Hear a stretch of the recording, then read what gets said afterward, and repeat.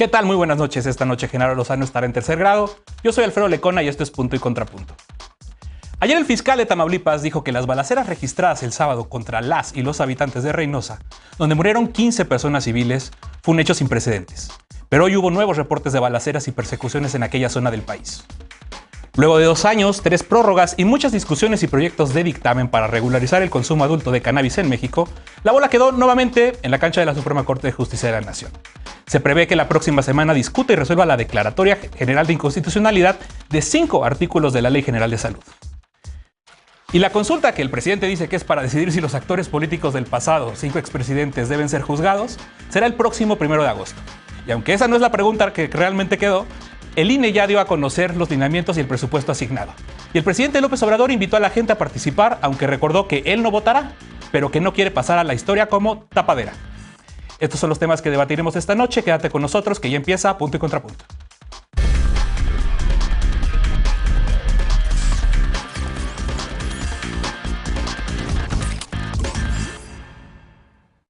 Ayer, el fiscal de Tamaulipas ofreció una conferencia de prensa para informar sobre los avances de la investigación por el asesinato de al menos 15 personas, registrado el sábado en 4 colonias de Reynosa. Según el reporte oficial, en total murieron 19 personas, 15 de la población civil y 4 probables responsables. Además, una persona fue detenida y puesta a disposición de la Fiscalía General de la República, que atrajo el caso desde el lunes, cuando el presidente López Obrador lo solicitó en conferencia de prensa. El fiscal general de Tamaulipas, Irving Barrios, dijo que las personas armadas que a bordo de 3 vehículos dispararon contra la población buscaron crear terror y desestabilizar a la sociedad. Señaló que los presuntos delincuentes dispararon a diestra y siniestra y lo atribuyó a la lucha que protagonizan dos células del Cártel del Golfo, conocidas como Ciclones y Escorpiones, asentadas en Matamoros y el Río Bravo. Según el funcionario, ambos grupos pelean por el control del sector de esta ciudad fronteriza, en especial del Puente Par, uno de los más importantes de intercambio de mercancías con Estados Unidos. Además, describió que el ataque como inusitado y sin precedentes en una etapa de disminución de los delitos de alto impacto en esta entidad. Y como suele suceder, se comprometió a la colaboración interinstitucional hasta llegar a las últimas consecuencias en las investigaciones y a estar cerca de las familias de quienes murieron. Por cierto, que esta mañana la prensa local volvió a reportar una persecución por parte de la Policía Estatal a un grupo armado. Y para debatir esta noche nos acompaña como cada lunes y miércoles Lisa Sánchez, directora general de México Unido contra la Delincuencia. Buenas noches, querida Lisa, ¿cómo estás? Miércoles de Lecona, extrañando a Marianita y a Genaro, pero con mucho gusto de tenerte por acá de conductor Leco. El gusto es todo mío y les mando un fuerte abrazo también. Frida Gómez, feminista, analista y amiga de este programa. Buenas noches, Frida, qué gusto tenerte nuevamente por aquí. Buenas noches, querido, el gusto es mío. Gracias. Jorge Peniche, abogado, cofundador de Justicia Transicional en México y también amigo de este programa. Buenas noches, querido Jorge. Hola Alfredo, ¿cómo estás? Muchas gracias por la invitación. Un saludo a todas y todos los panelistas. Al contrario, gracias por estar aquí. Y Eric Valdepeñas, asesor legislativo de Morena. Buenas noches, Eric, bienvenido. Alfredo, ¿cómo estás? Buenas noches a todas y todos. A ver, si quieres empezamos contigo, Lisa, porque obviamente hay que analizar y hay que detenernos en esto que, por un lado, desde la Fiscalía se está diciendo que ya es inusitado porque ya veníamos en una reducción de homicidios dolosos en Tamaulipas, pero pues tú tienes seguramente los datos. ¿Es así o cómo está la situación en Tamaulipas, querida Lisa?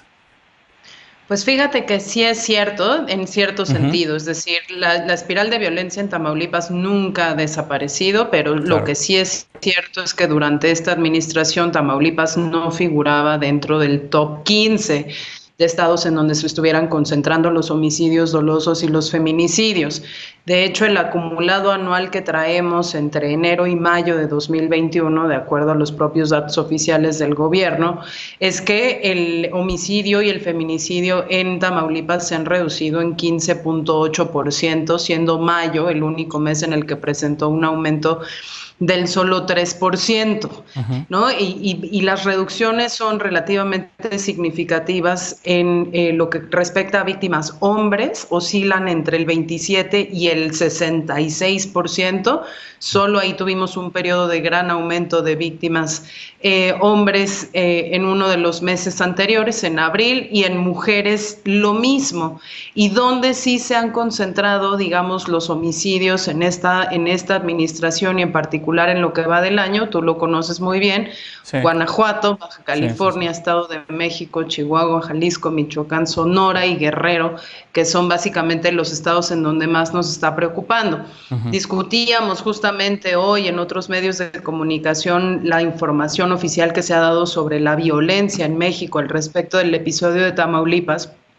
Y una de las cosas que llama la atención es que si nosotros comparáramos, digamos, estos meses de la administración de Andrés Manuel con los mismos meses de la administración de Peña y de Calderón, pues veríamos que en promedio carpetas de investigación tenemos un 80% más, lo cual no significa que la violencia se haya generado toda en esta administración. Claro. Lo que significa es que desde que la violencia empezó a crecer hasta ahora, por más que podemos reportar algunas disminuciones entre meses del 2 o del 3% o una llamada estabilización del homicidio doloso, lo que es cierto es que no ha dejado de crecer esa curva y hoy tenemos en promedio 97 víctimas al día, pues de las cuales tristemente Tamaulipas se llevó 19 en una sola jornada, sí. En un episodio de terror que sí había que remarcar sí. Como tal, pero quizás yo como internacionalista nada más pondría sobre la mesa esta discusión que hemos estado teniendo en estos días sobre si este tipo de conductas ya realmente deben tipificarse como actos de terrorismo o no,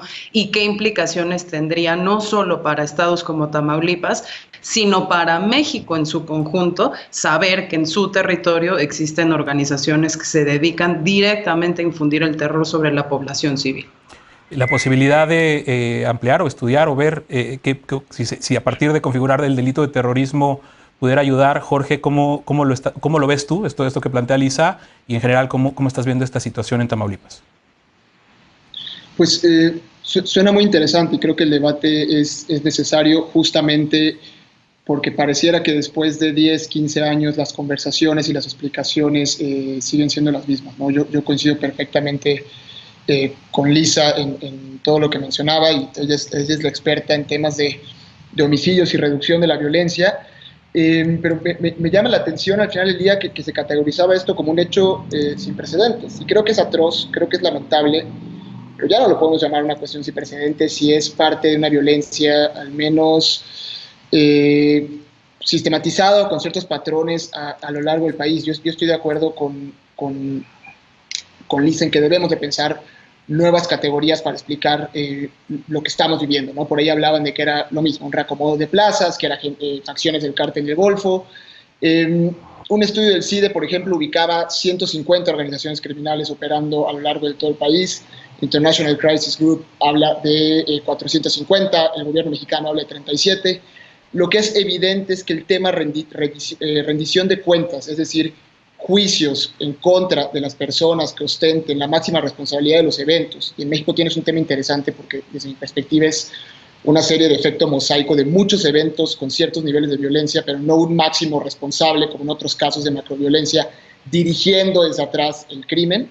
Pues México es el gran ausente incluso en Latinoamérica justamente en estos temas de maxi procesos que se enfoquen en los máximos responsables de violencia, ¿no? Para mí, la gran asignatura pendiente, y sí. No pararé de insistir en eso, es rendición de cuentas y juicios.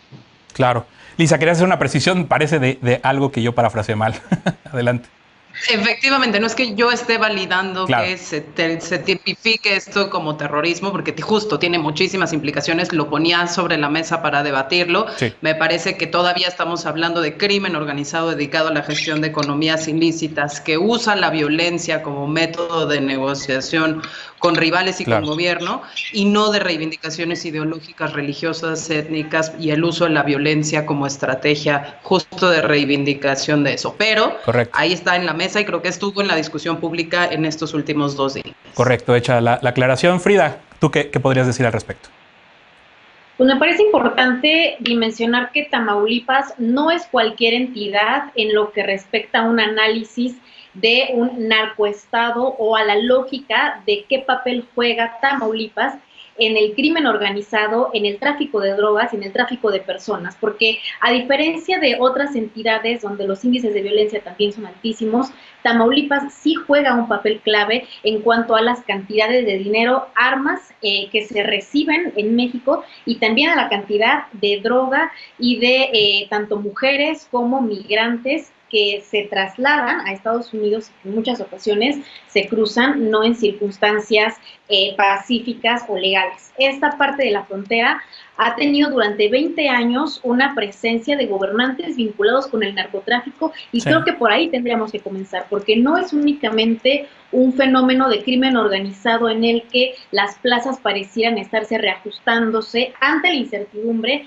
de que Cabeza de Vaca pudiera dejar el espacio que está ocupando, sino que estamos hablando de cómo es que en el momento que ocurrió este lamentable hecho, que creo que no es aislado, para empezar no hubo una respuesta coordinada de las autoridades, tardaron entre 60 a 90 minutos en responder al llamado, no había algún tipo de precisión sobre quién sería el responsable de generar la cadena de custodia, si sería la policía municipal, si serían autoridades federales, y lo peor de esto es que estamos hablando de una entidad en donde las propias autoridades se encuentran bajo la investigación de la DEA por presunto financiamiento del narco a la campaña de Cabeza de Vaca. Entonces, desde ahí creo que sí hay un llamado muy urgente que se tendría que estar realizando sobre cómo identificar el tipo de derecho a aplicar. En algunos momentos se ha pensado que el derecho penal del enemigo es ideal ante estos momentos, pero el gran vacío es cómo aplicar un derecho penal del enemigo cuando son las propias autoridades las que presuntamente están vinculadas y que además hay investigaciones no solamente de Cabeza de Vaca, sino de sus antecesores y sus vinculaciones con los grupos del crimen organizado. Creo que es muy urgente que esta entidad particularmente acceda a una acción muchísimo más fuerte como la desaparición de poderes que ya se planteaba, y eso principalmente en favor de la ciudadanía, porque es increíble que sean civiles las principales víctimas y quienes no tengan ni tranquilidad ni certeza de una autoridad a la cual puedan acudir. Eric, yo coincido con lo que dice Frida, no es una cuestión solamente de este gobierno ni es de un tiempo corto para acá. Hay por lo menos 60 años atrás de una clase política en Tamaulipas que, vaya, ha dado surgimiento incluso a cárteles. A casi todos los cárteles que hoy conocemos tienen un punto muy preciso de inicio en Tamaulipas, ¿no? Pero hoy por hoy, el caso también del gobernador Cabeza de Vaca llegó incluso hasta la Cámara de Diputados, y ahora que el Congreso se ha renovado, se va a renovar en Tamaulipas, las posibilidades para el desafuero, ¿no?, o el futuro de este gobernador y toda esta crisis que estamos viendo, pues vienen obviamente al debate. ¿Cómo lo estás viendo tú? Alfredo, mira, creo que Tamaulipas hoy, es un desastre. Desafortunadamente, la cabeza, y literalmente la cabeza de vaca, pues hoy no, hoy es señalado por la DEA, hoy tiene carpetas de investigación, y esta inmunidad procesal que está existiendo, ¿a qué nos lleva? A que desde otro punto de vista de los compañeros, yo puedo decir que la plaza se está peleando. La plaza, recordemos que Tamaulipas y en específico Reynosa, pues es una plaza donde entra muchísimo y sale muchísimo mercancía de parte del crimen organizado.